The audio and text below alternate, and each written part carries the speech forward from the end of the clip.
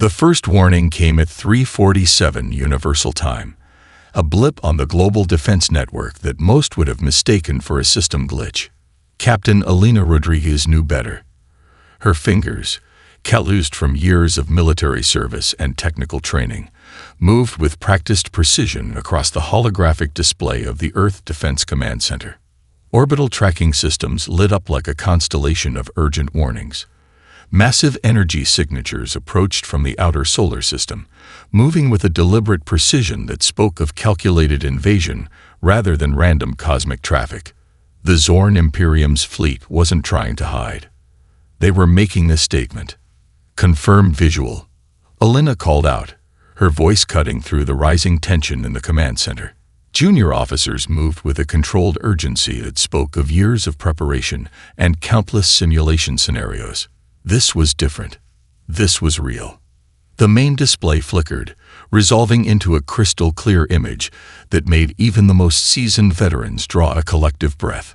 17 massive battleships, each measuring nearly 30 kilometers in length, approached in a perfect geometric formation. Their hulls gleamed with an iridescent metal that seemed to absorb and reflect light in impossible ways. Surrounding these titans were hundreds of smaller craft, like a swarm of metallic insects protecting their queen. Standard first contact protocol suggested immediate diplomatic communication. But Elena knew better. The Zorn Imperium didn't negotiate. They conquered. Activate defense grid, she commanded. Full spectrum, adaptive mode. What happened next would be studied by alien civilizations for generations. The orbital defense platforms looked, at first glance, like a collection of mismatched space junk. Satellites from different decades, commercial communication arrays, old military platforms, and experimental research modules formed a seemingly random network. To the Zorn, it looked like an archaic and ineffective defense system. They were monumentally wrong. As the alien fleet crossed the lunar orbital line, the first defense platforms began to transform. Telecommunication satellites extended impossible arrays of energy collectors. Old weather monitoring systems merged their processing capabilities. Experimental quantum communication nodes became precision targeting systems. The transformation was beautiful in its chaotic complexity, where alien technology relied on perfect design and precise engineering. Human technology adapted. It breathed. It lived. The first alien energy weapon discharge should have disabled half of Earth's orbital defenses. Instead, the platforms absorbed the energy, redistributed it, and returned fire with a precision that defied known physics. Energy signature modulation at 200%. A junior technical officer reported, her voice a mixture of excitement and disbelief. Targeting systems are learning and adapting in real time. Elena allowed herself the smallest of smiles. Humanity had been preparing for this moment for decades, not through traditional military buildup, but through something far more powerful, collective innovation. The Zorn fleet's perfectly geometric formation began to break. Their first wave of attack ships disappeared in cascading energy bursts that seemed to come from multiple directions simultaneously. Targeting systems that should have been overwhelmed began to predict alien movement before the alien commanders even made their decisions. This wasn't just a defense. This was a statement. Humanity was not going to be conquered. They were going to redefine the very concept of conflict. As the first alien ships began to break apart, Elena Rodriguez watched the holographic display with calm intensity. This was just the beginning. And humanity was only warming up. Dr. Marcus Chen leaned back in his chair, surrounded by holographic displays that seemed to breathe with living information. The research facility, hidden beneath the Andes Mountains, hummed with an energy that was part technological marvel, part human creativity. "They're trying to understand our strategy," he muttered to his team. The wall of screens showed multiple perspectives of the ongoing conflict. Alien tactical analyses, military tracking systems, and something entirely unique, real-time adaptation models. The Zorn Imperium's military strategists had spent millennia perfecting their approach to interstellar conflict. Their combat doctrines were legendary throughout the galaxy, precise, calculated, and utterly ruthless. They approached warfare like a mathematical equation, with variables that could be predicted and controlled. Humanity was about to prove them completely wrong. In the first hours of the conflict, human military units demonstrated a level of adaptability that defied all known strategic models. Where alien commanders expected rigid defense lines, human forces moved like liquid mercury. Spacecraft danced between energy weapons, not through programmed evasion, but through what could only be described as intuitive response. Major Sarah Okoye, leading the Experimental Mobile Defense Squadron, understood this better than anyone.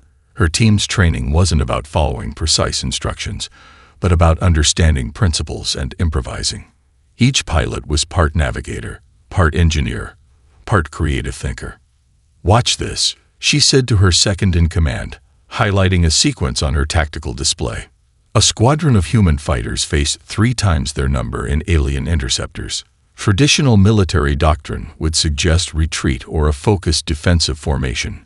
Instead, these pilots did something completely unexpected. They began to play. The human ships moved with a rhythm that was part dance, part combat. They used gravitational assists from nearby planetary bodies, turned asteroid fields into defensive networks, and communicated through a language of maneuvers that no alien targeting system could comprehend. One fighter would intentionally draw fire, creating a complex trajectory that pulled alien ships into unexpected positions. Another would use its hull's electromagnetic signature to create false targeting signals. A third would literally surf the energy waves of destroyed ships, using the battlefield itself as a weapon. "It's not about winning," Dr. Chen explained to a bewildered alien communication specialist they had captured. "It's about turning the entire concept of conflict into a creative expression." The alien looked confused. Humans were treating warfare like an art form, a collaborative improvisation, where every participant was both a performer and a system adapter. Military analysts from dozens of alien civilizations began to submit reports that made no sense. How could a species treat combat as a form of collective creativity? Where were the precise tactical algorithms? Why did human units seem to communicate through what appeared to be jokes, cultural references, and seemingly random movement patterns? What they didn't understand was that humanity's strength came from its ability to break rules, to see limitations as opportunities, to turn every constraint into a potential advantage. A human fighter squadron would use communication frequencies to broadcast music during combat. They would name their maneuvers after dance moves or pop culture references.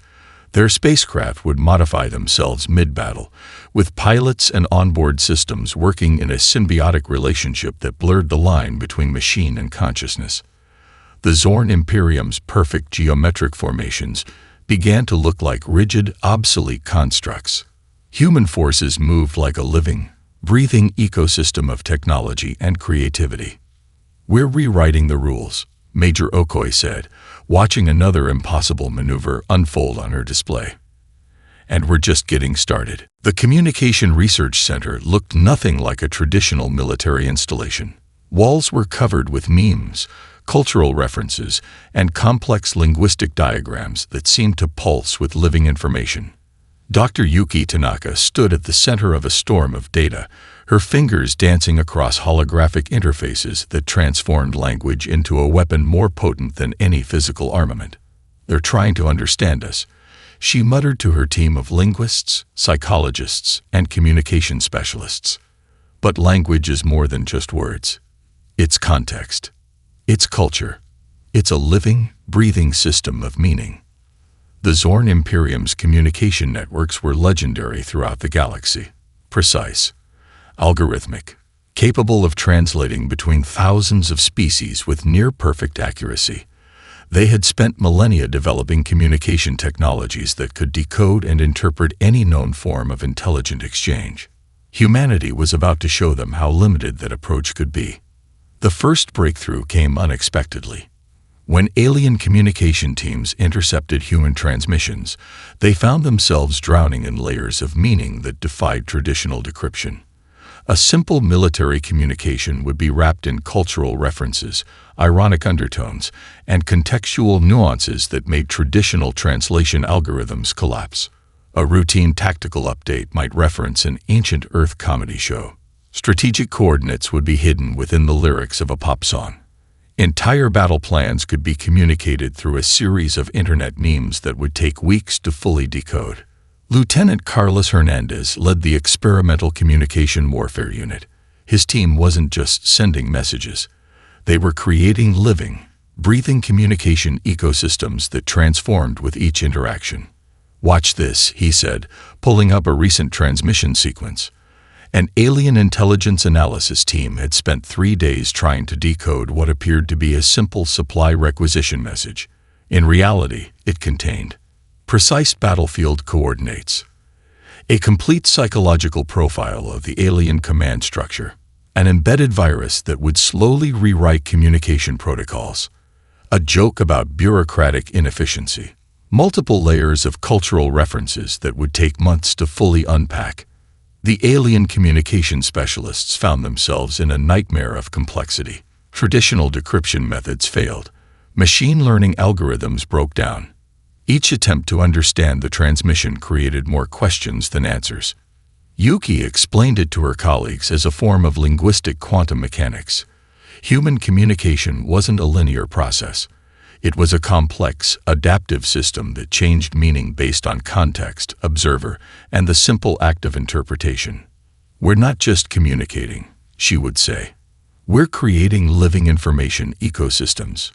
The Zorn discovered that every attempt to understand human communication made them more vulnerable. Their rigid communication systems were designed for precise, predictable exchanges. Humanity treated language like a living, breathing organism that could change, adapt, and transform with each interaction. Psychological warfare became an art form. Human communication teams would send transmissions filled with cultural references that would take entire research teams to unpack.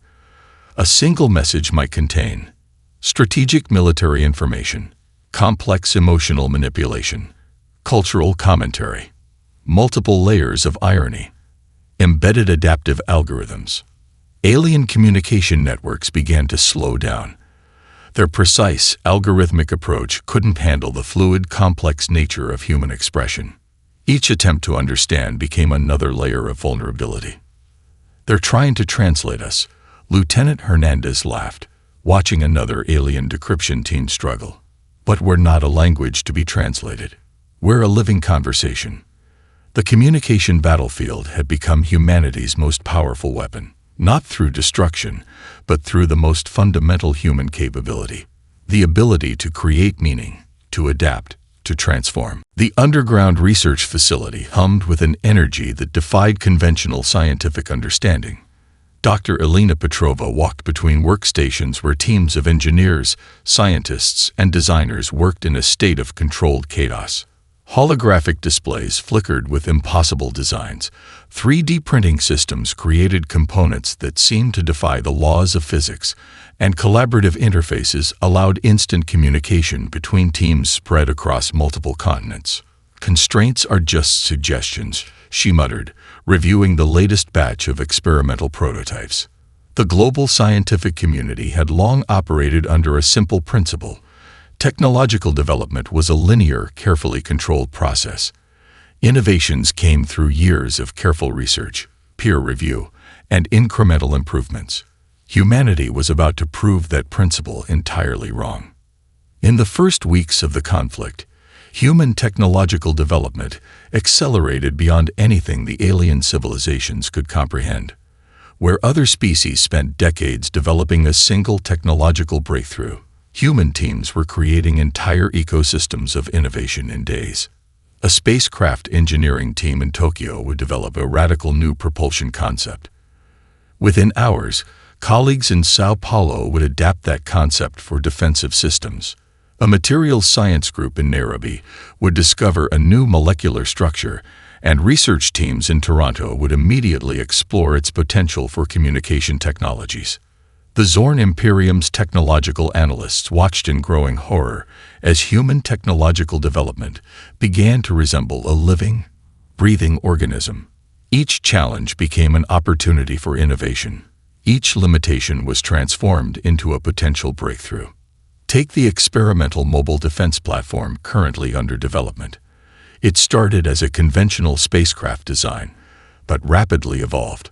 The hull could reconfigure itself mid-flight, absorbing energy weapons and redistributing their power. Onboard systems learned and adapted with each encounter, creating defensive strategies that were impossible to predict. Dr. Marcus Chen, leading the advanced research team, explained it simply. We don't see technology as a finished product. It's a conversation. It's alive. Their approach defied every known technological development model. Traditional engineering sought perfection. Human engineers sought possibility. A material that wasn't strong enough. They would redesign its molecular structure. A communication system with limitations. They would turn those limitations into features. One prototype caught the attention of visiting scientific observers. What appeared to be a simple communication array could detect and adapt to multiple communication frequencies, generate its own energy from surrounding environmental conditions, modify its physical structure to improve performance, learn and predict potential communication challenges, operate as both a defensive and offensive system. The alien scientific delegation found themselves unable to categorize the technology. Was it a weapon? A communication device? A living organism? The lines had become beautifully blurred. Human technological development didn't follow rules. It created them. Quantum computing merged with biological neural networks. Machine learning systems developed levels of intuition that bordered on consciousness. Energy collection systems could draw power from seemingly impossible sources. The electromagnetic field of a planet, the thermal variations in space, the residual energy of previous interactions. We're not just developing technology, Dr. Petrova would explain to her bewildered alien counterparts.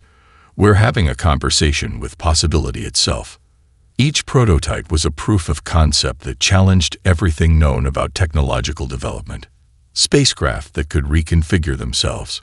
Communication systems that learned and evolved. Defense mechanisms that turned incoming attacks into sources of energy and information. The Zorn Imperium's technological archives, accumulated over millennia, suddenly looked like ancient history. Humanity was rewriting the very concept of technological innovation. And they were just getting started. The Galactic Council's communication chamber fell silent. Representatives from 17 different alien civilizations stared at the holographic transmission, their collective shock palpable in the sterile, high-tech environment. Ambassador Zara Khalith of the Quantum Concordance, the most senior diplomatic representative, slowly adjusted her neural communication interface. Her species had mediated hundreds of interstellar conflicts. They had negotiated peace between civilizations that had been at war for millennia. Yet nothing could have prepared them for humanity. We are issuing a formal ceasefire, she began, her multitonal voice resonating with centuries of diplomatic experience. The current conflict threatens the stability of galactic civilization. Your unprecedented and chaotic method of warfare must be immediately suspended. The transmission was a masterpiece of diplomatic engineering. Precise language, carefully constructed to leave no room for misinterpretation. Layers of diplomatic protocols wrapped around every word, every syllable calculated to achieve maximum impact. Humanity's response would become legendary. The reply came not from a single diplomatic channel, but through a complex network of communications that seemed to emerge simultaneously across multiple platforms. It wasn't a single message, but a living, breathing ecosystem of communication. Different human representatives seemed to respond at the same time. A young technical officer in the Earth Defense Command laughed and said, "We're just getting started." A research scientist in a quantum communication lab added, "Interesting proposal. Could you elaborate?" A spacecraft pilot broadcasting from the front lines simply played a piece of classical music, Beethoven's Fifth Symphony, with tactical coordinates embedded in its harmonic structure. The Galactic Council's translation algorithms began to break down. Each message carried multiple layers of meaning.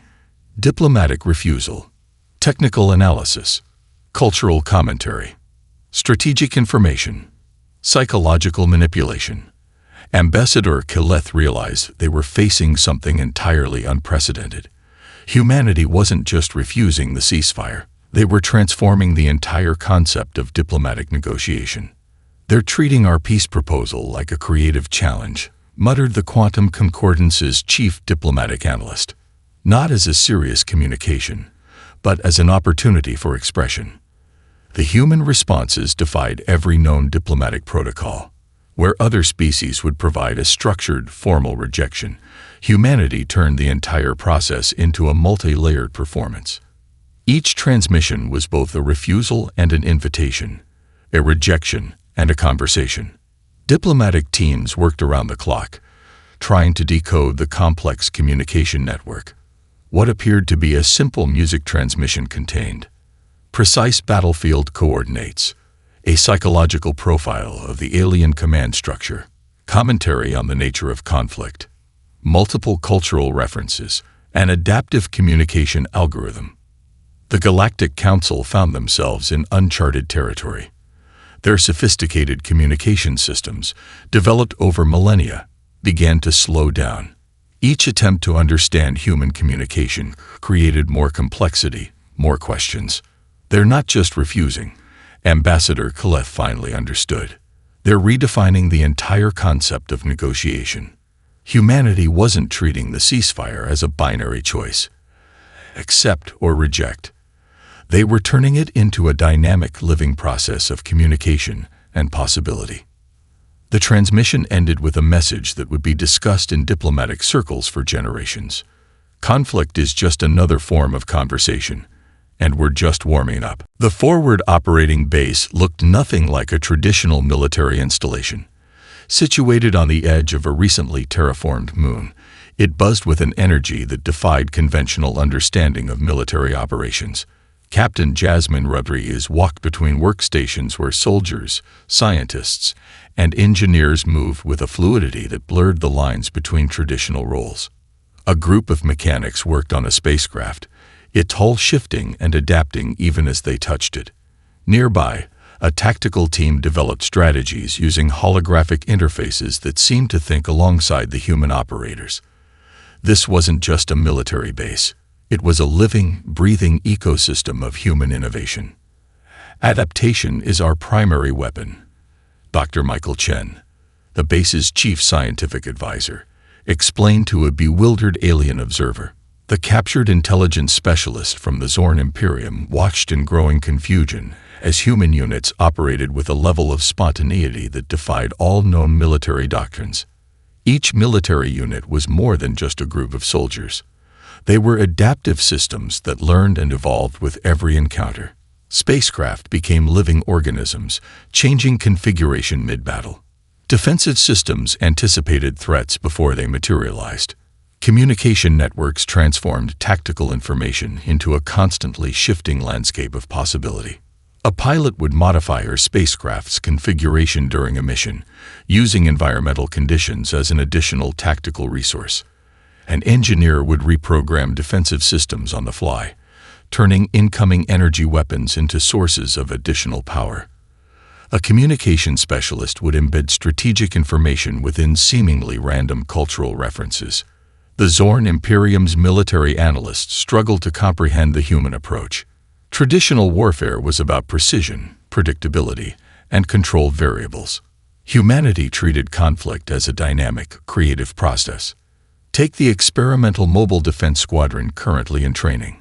Their spacecraft could reconfigure their physical structure mid-flight, draw energy from multiple environmental sources, communicate through complex, adaptive networks, transform defensive systems into offensive capabilities, learn and predict potential tactical challenges. Lieutenant Sarah O'Brien, leading the squadron, explained their approach simply: "We're not fighting a war. We're having a conversation with possibility." Each mission became a laboratory of innovation. Soldiers were part fighter, part scientist, part creative thinker.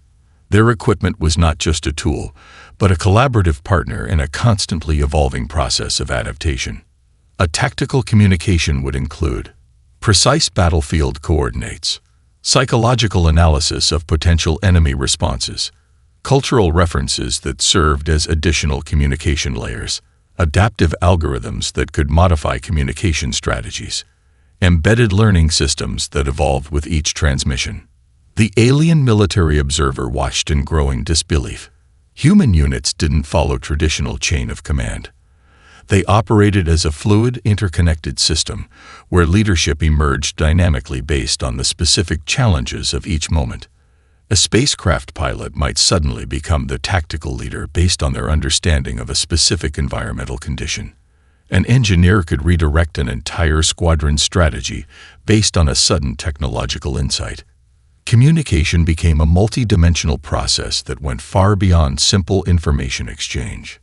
"We don't see limitations," Captain Rodriguez would explain. "We see opportunities for innovation." The momentum of human adaptation began to reshape the entire concept of military conflict. Each challenge became a chance to learn, to grow, to transform. Traditional military strategies looked like ancient history compared to the living, breathing approach humanity was developing. As another successful mission concluded, a young soldier looked up at the stars and smiled. "We're just getting started," she whispered. And the universe listened. The research complex stretched across 3 interconnected mountains, a testament to human ingenuity that defied traditional architectural boundaries. Dr. Yuki Tanaka stood at the central observation deck, watching as teams from around the world collaborated in real time through holographic interfaces that seemed to breathe with living information. This was more than a research facility. It was a living ecosystem of human potential. The conflict with the Zorn Imperium had become something far beyond a traditional war. It was a grand experiment in pushing the boundaries of what was possible. Every challenge became an opportunity. Every setback transformed into a breakthrough.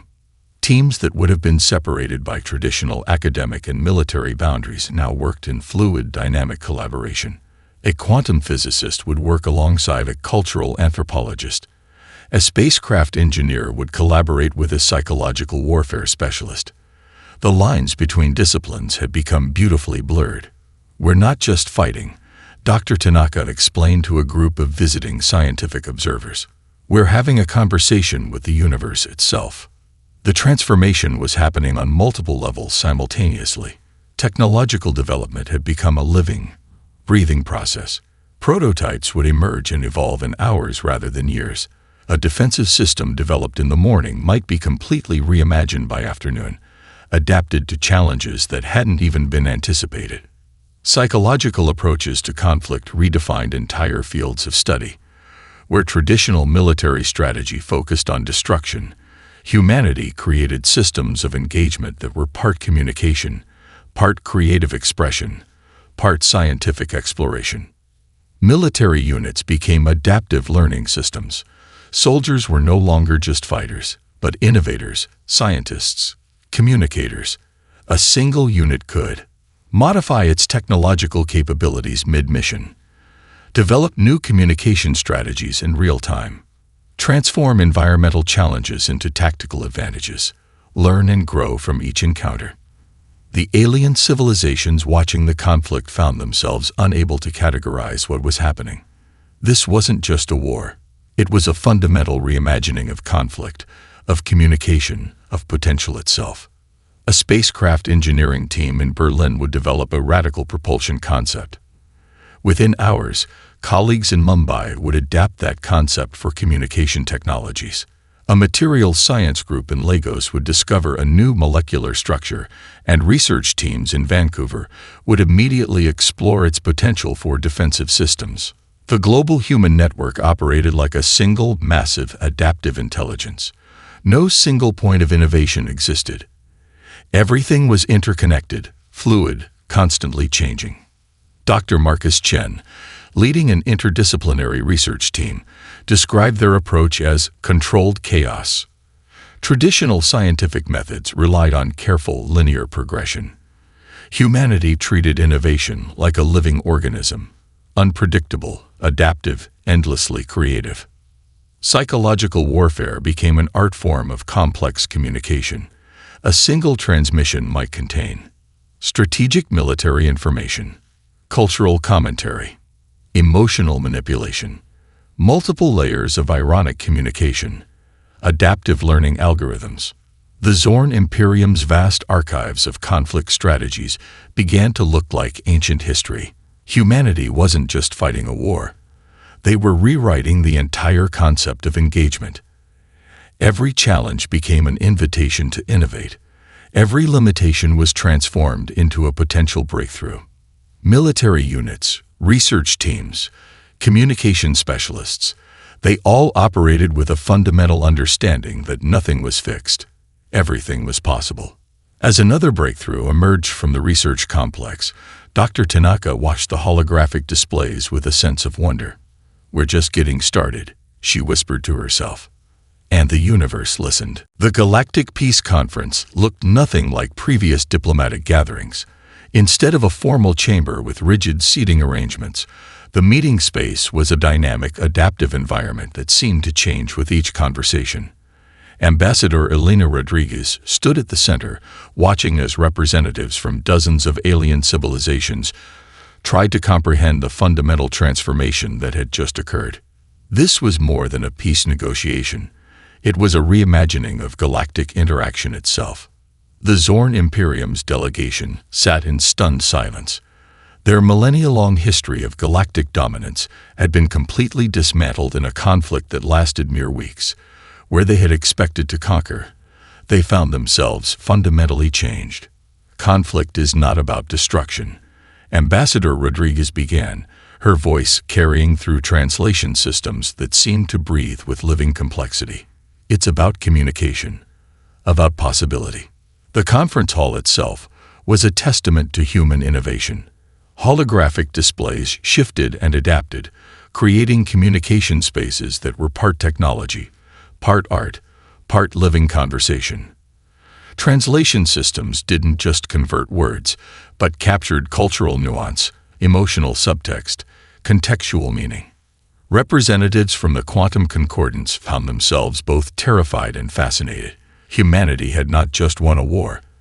They had rewritten the entire concept of engagement. The new galactic protocols being drafted were unlike anything in recorded history. Conflict resolution through adaptive communication. Technology exchange as a form of cultural dialogue. Recognition of innovation as a fundamental galactic resource. Understanding of diversity as a source of strength. Approach to challenges as collaborative opportunities.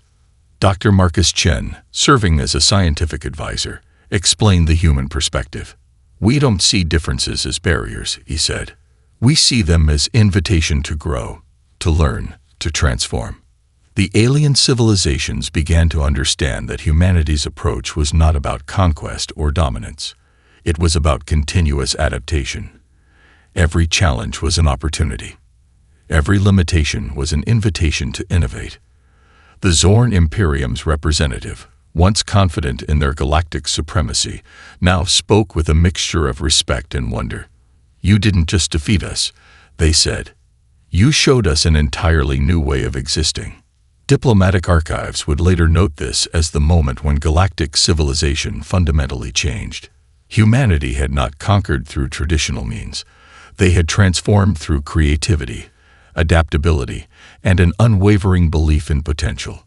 The peace treaty being drafted was not a document of surrender, but a living, adaptive framework for future interaction.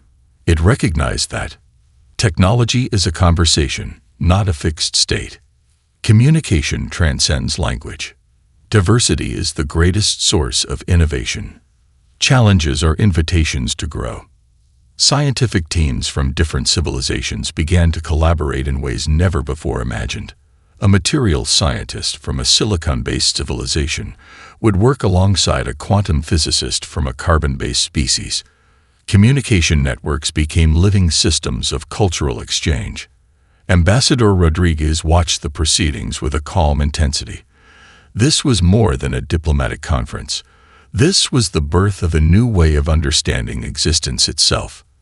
As the final protocols were being discussed, A young diplomat from a newly discovered civilization approached her.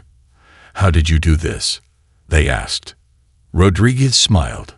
"We're always learning," she said. "We're always growing. And we're just getting started." The universe listened, and for the first time in millennia, it seemed to smile back.